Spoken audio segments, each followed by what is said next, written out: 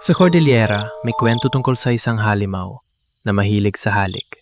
Pero hindi halik ng pag-ibig, halik ng kamatayan. Ito ang kwento ni Marco at ng babaeng hindi na dapat nabubuhay.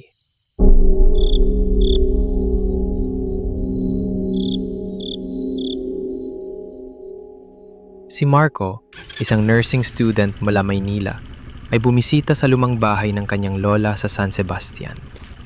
Tahimik, malamig, at may matagal ng lihim.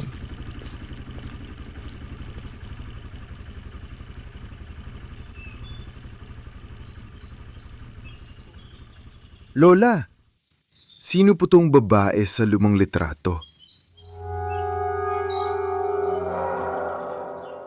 Kinagabihan, may narinig siyang kalusko sa bintana. Pagtingin niya, may babae.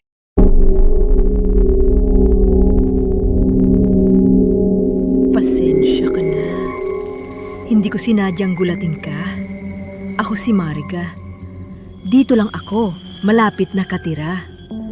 Hindi mo ako makikita kung ayaw ko. Sa kanyang pagtulog, nanaginip si Marco. Isang babae ang humalik sa kanya, ngunit malamig ang labi nito. Ang puso mo, pwede ko bang tikman? Pagmulat niya, may dugo sa unan at may dalawang maliliit na sugat sa kanyang leeg. Bakit parang humihina ako? At ang mga tao, bakit parang iniiwasan ako? Iwasan mo ang masyadong maganda, lalo na kung hindi siya nagsasalamin. Si Margarita Sanreal, pinakamaganda sa San Sebastian noong 1936. Ngunit lahat ng lumapit sa kanya, nauwi sa hukay. At simula noon tinawag siya Mandurugo.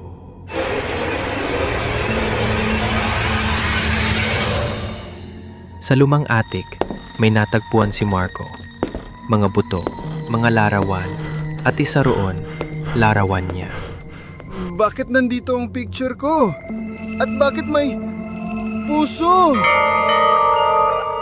Nakita mo na. Ikaw ang susunod. Ako ang huling halik mo. Si Marco ay ginapos sa lumang silong, dilaw ang kandila, at may itim na ritual sa paligid. Tulungan niyo ko. Ano to?